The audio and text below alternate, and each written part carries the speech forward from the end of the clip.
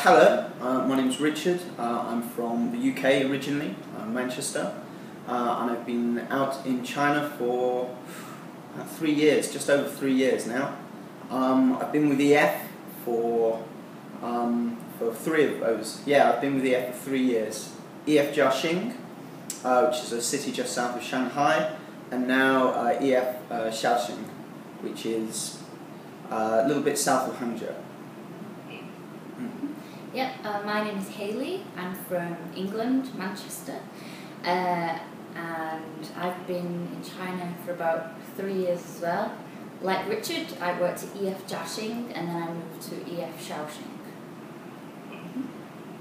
Great. Can you both just tell me how you get into teaching English?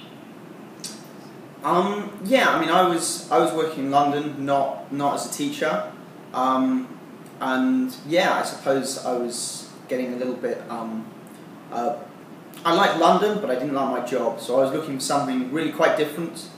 So I was sort of willing to move, prepared to change my life quite a bit. But I still, I enjoy working, I enjoy being in work. So yeah, coming abroad and doing some teaching seemed like a really logical thing to do. So I got a little bit of training and then got out here as soon as possible. I suppose the same as Richard, I was working in a job I didn't particularly like. I was working as a nurse and I wanted to change my lifestyle. And I thought about the teaching just for the travelling really. I thought it would be a good way to earn money while I was travelling. But when I started doing it, I really enjoyed it, and I thought, God, I can actually make a career out of this, and I enjoy it. So that's how I got into it. I actually was working as a ESL teacher in England before I came to China. So I knew before I came to China that I really liked the job, and I saw it as more of a career than just a way to earn money. So Richard, how was your experience with Gold Star? Do you still remember? It's been a while. Yeah, I do. It was good really, because I remember getting a lot of offers and there not really being any sense of context. You just get loads and loads of sort of offers, all kind of saying roughly the same, and it's, you sometimes get a few photographs, but basically for someone who doesn't know all that much about China, all that much about teaching, it's pretty overwhelming. So I was really looking for something that was, just clear, simple, but very straightforward, and kind of, that I could ask questions of, I could see more photographs of, and I could get a real sense. And I got that pretty quickly, I suppose. With Gold Star, I was, people followed up, asked me things, kept in touch, and ultimately it was the fact that my school that I ended up working for kept in touch with me because I had problems with my passport. That was, the real clincher, was that they, people kept in touch, people kept talking to me, and I got a sense that they really were interested in me rather than just in sort of foreign. So yeah, that was good. That was good. Hayley, you're in Shaoxing right now. What were your first impressions when you first arrived? It's hot. It was it was summer when we arrived. Yeah, it's a really beautiful city. Shaoxing is not less beautiful, but it's different. In Shaoxing, you can see the mountains. So right now, from my window, I can actually see mountains, which is nice. There's a lot of water in Shaoxing, so there's a lot of bridges and a lot of boats. And yeah, I always felt from the beginning that it was a really beautiful city. Quite quiet,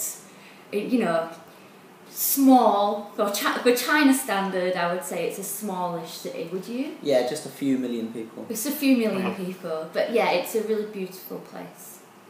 Oh, that's great. Richard, can you tell me about the teacher's first week? Like, did you have an induction, training? Yeah. You don't really forget your first week, so I still remember mine pretty clearly. I was met at the airport. I was taken to my apartment that day, and basically just sort of told to settle in. And then someone came and picked me up later in the day, and we walked into the school. I met the DOS. I met my senior teacher, who was going to look after me day to day, and I also had what we called a peer advisor. And now that one was somebody who was just another teacher, but really they were the person that I would go to with just the kind of small day-to-day things that you know, have to happen in every office. So how do you use this photocopier? What's the password for this? Where can I find this? You know, all of those sort of small things, but you're not really going to go to a director of studies to. You just want somebody sitting next to you to answer these questions, and so I had that. So I had like a different scale. I knew who I had to go to for every sort of different aspect within my first couple of days, which is nice because it just kind of puts you at ease about those kind of elements. So now that you're the ADOS, yeah. Are you involved with any of the training for teachers' first weeks? Or? Yeah, definitely. We have, as I say, the DOS senior teacher peer advisor structure. It's a much smaller school here in Shaoxing, so it tends to be actually that I have a lot of contact with new teachers. I do a lot of the induction with them. But Hayley, who's the senior teacher there, you know, is also involved. So we tend to be able to give teachers a lot of attention in the first sort of few weeks and months, along with their observations. Yeah, heavily involved in the induction process right now with our teachers. Okay. Richard, what are the teaching resources like? I would say I taught in a public school in China for a little bit before I came with EF, and so I'm comparing it to that, and our resources, they're really excellent. I mean, we have just in my classroom, you're talking like a computer, you're talking IWB, projector, really sort of big, good quality IWB screen stuff that you can do on there. Obviously, you know, it's all linked to the internet, so you've got those kind of resources. Can you actually both tell me, you know, how's your Chinese going? Are you taking classes? I go first. I guess mine isn't going so well. That's why I'm going first. No, when I first got here, I did quite a bit, and I got to the point where I was able to, you know, comfortably go into restaurants, read a menu, ask what I wanted. Likewise, taxis, public transport. It all became sort of, you know, very quickly quite easy. If you take a few lessons, it's very accessible as a language. I would say recently in the last 6 months or so, I've really put a lot of effort into it. And you know, as teachers, if you put effort into it, you do get better. And yes, you get better fast. Really, my reading in particular has improved a lot. I think I can read a book now in Chinese. Wow. I definitely can't have a very good conversation, which is funny. I read, but I can't really have a great conversation. But if you really take time, then you see the progress. So do you ride a moped? I ride a bike, just a push bike.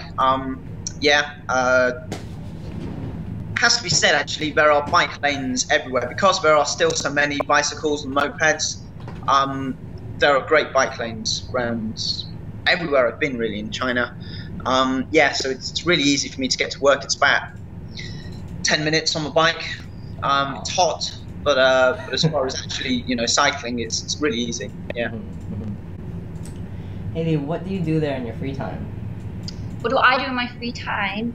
Well, I spend a lot of time learning Chinese.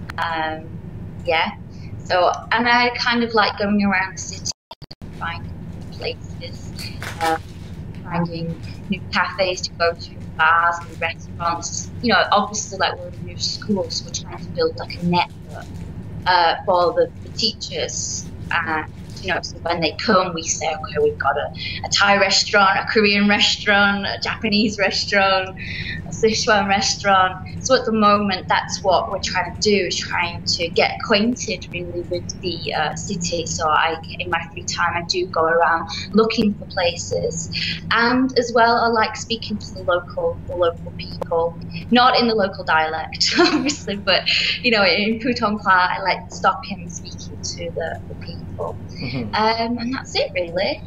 I was just thinking, because obviously it's not always been the case, but Shaoxing does have lots of museums and like tombs and stuff, like quite unusual stuff in China, really unspoiled, really old things. Like there's a burial chamber not far out, and it's like a couple of thousand years old. And no one seems to really go there, but it's incredible. Yeah. And Shaoxing does have places like that. You can, if you just sort of get a little bit out of the centre, there's some great parks, and sort of areas of like natural beauty, and like really historical areas. It's fantastic. We ride our bikes a lot in our free time. So our longest bike ride has been about, what was it?